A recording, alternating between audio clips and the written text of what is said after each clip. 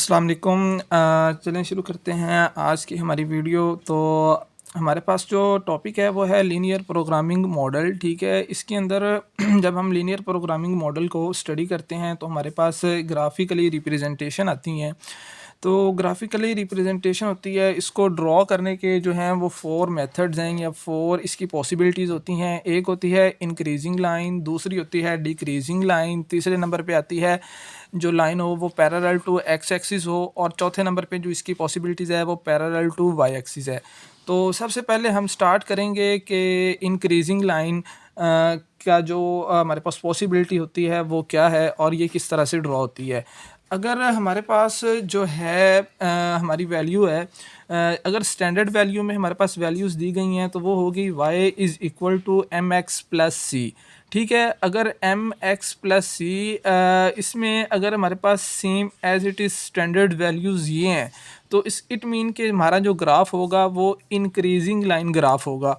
ठीक है, और दूसरी अगर इसके मतलब वेरिएबल्स में हमारे पास इसकी इक्वेशंस दी गई है तो हमने ये देखना है कि जो हमारे पास इक्वेशन है उनके जो वेरिएबल के जो साइन है अगर वो दोनों सिमिलर हों तो फिर हमारी जो लाइन होती है वो डिक्रीजिंग होती हैं। लेकिन अगर हमारे जो ये वेरिएबल्स के जो साइन है वो डिफरेंट हों तो लाइन इंक्रीजिंग होती है।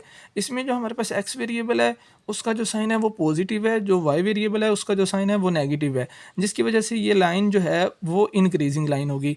अब हम देखते हैं कि इंक्रीजिंग लाइन की मतलब जो ड्रॉ किस तरह से करते हैं उसकी रिप्रेजेंटेशन क्या होती है।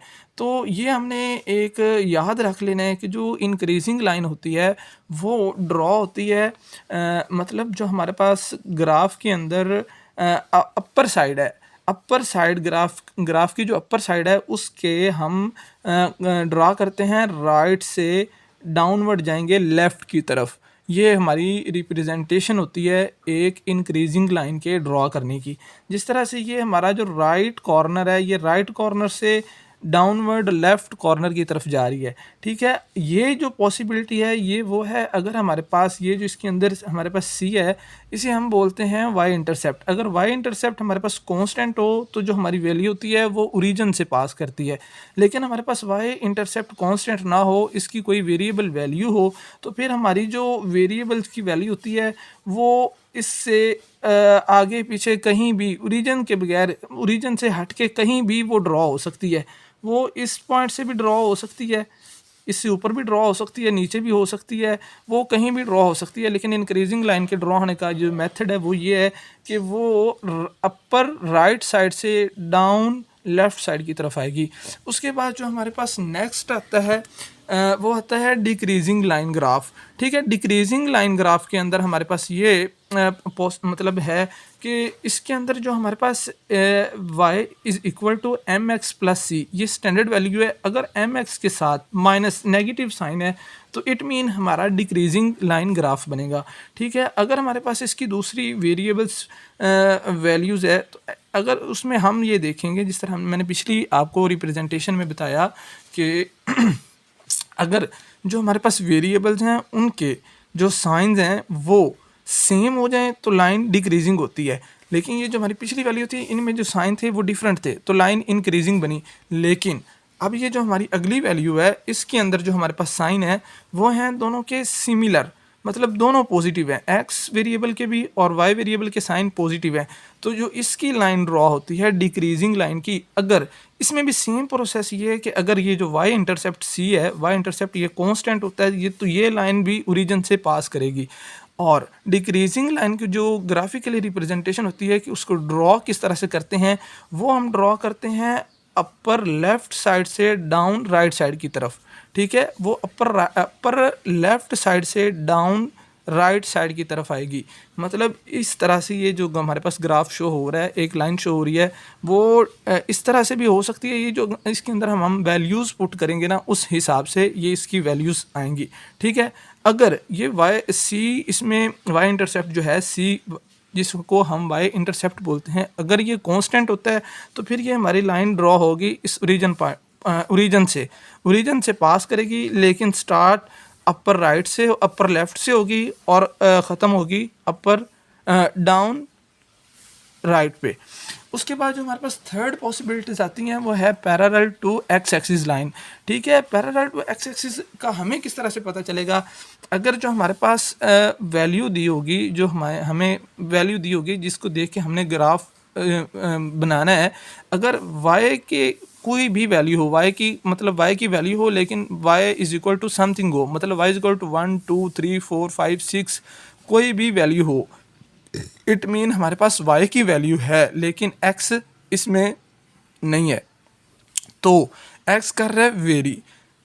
ठीक है, अब हम और y की हमारे पास एक कांस्टेंट वैल्यू आ जाएगी, तो हम ये जो हमारे पास ये x एक्सिस होता है और ये होता है y एक्सिस, तो हम जो y एक्सिस है उसके ऊपर हमारे पास अगर 2 है तो हम यहाँ से 2 पॉइंट पे 3 है तो तीन पॉइंट्स पे 4 है तो 4 पॉइंट्स पे हम एक डॉट लगाएंगे। ठीक है, डॉट लगाने के बाद हम उसके पैरेलल टू एक्स एक्सिस, मतलब अगर हमारे पास y की वैल्यू है तो हम पैरेलल टू एक्स एक्सिस उसका ग्राफ ड्रॉ कर देंगे, एक स्ट्रेट लाइन। ठीक है, इसमें दूसरी रिप्रेजेंटेशन ये होती है कि y हो वो ग्रेटर देन 0 हो।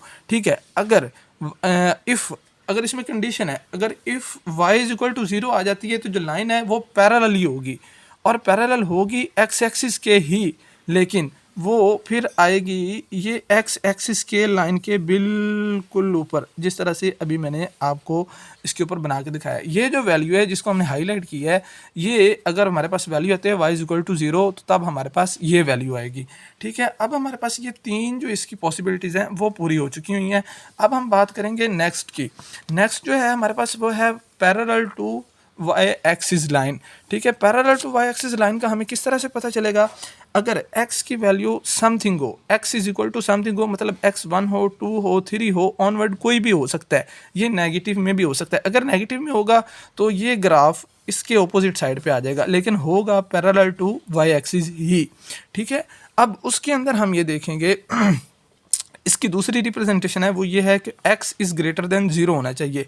अब x की कोई भी वैल्यू हो, अगर x की वैल्यू होती है 1 तो ये जो लाइन है हमारे पास ये ड्रॉ होगी इस पॉइंट पे, अगर होती है 2 ये पॉइंट ड्रॉ होगी इस पॉइंट पे, लेकिन अगर 3 होती है तो ये लाइन होती है इस ड्रॉ पे, मतलब इस पॉइंट पे। ये अपने अपने पॉइंट्स के अकॉर्डिंग इसको ड्रॉ करना है, लेकिन अगर इस सिर्फ x की वैल्यू है, y की वैल्यू इसके अंदर नहीं है, तो मतलब y इसके अंदर वेरी कर रहा है और x कांस्टेंट वैल्यू है, तो हमने जितनी हमारे पास x की वैल्यू होगी उस हिसाब से हमने एक डॉट लगाना है और उसके पैरेलल लाइन ड्रॉ कर देनी है। अगर इसमें भी सेम कंडीशन है, अगर if x is equal to 0, अगर हमारे पास जो x है वो 0 आ जाता है तो फिर हमारे पास जो कंडीशन होगी, वो जो लाइन होगी, जो हमारा ग्राफिकली रिप्रेजेंटेशन होगी, वो होगी parallel to x axis y axis ही, पैरेलल टू y एक्सिस ही, लेकिन फिर वो हमारी वेरी नहीं करेगी। वो जो हमारी होगी y एक्सिस की हमारे पास ओरिजिनल लाइन होगी वो बिल्कुल उसके ऊपर आएगी, क्योंकि जो हमारे पास x है वो 0 सिर्फ इसी पॉइंट पे है। ठीक है, x 0 इसी पॉइंट पे है और y वेरी कर रहा है। चलें, हम आज की वीडियो को इसके साथ ख़त्म करते हैं। अगर आपका कोई भी क्वेश्चन हो तो आप कमेंट बॉक्स में पूछ सकते हैं, और साथ साथ अगर आपको वीडियो अच्छी लगे तो आप इसको लाइक करें, शेयर करें और अपने दोस्तों के साथ भी आगे शेयर करें और चैनल को सब्सक्राइब कर दें। अल्लाह हाफिज़।